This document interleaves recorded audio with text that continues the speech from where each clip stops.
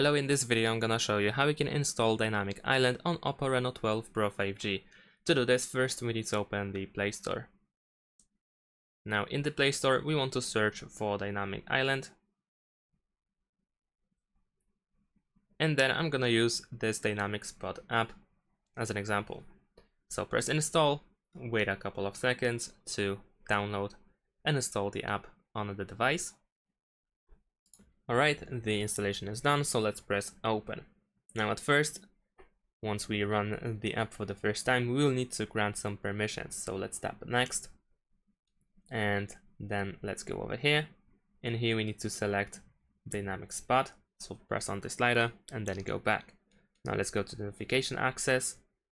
And here we need to also find the Dynamic Spot. And we need to allow notification access, press allow. And then also draw on screen. So press allow and then one more time tap on this option and go next. And here go to downloaded apps, choose Dynamic Spot and turn it on and press allow. Alright, now we can press done. And here now we can go to notifications. Now of course you might see some ads. And then in notifications you can go to apps to choose which apps will be shown in the Dynamic Island. So let's say I'm gonna choose messages and also phone. Of course you can select multiple different apps, it's up to you what you want to use for the Dynamic Island.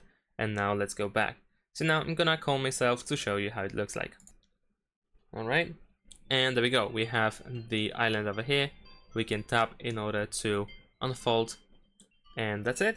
Thanks for watching, leave a like and subscribe to my channel, and see you in my next videos. Bye!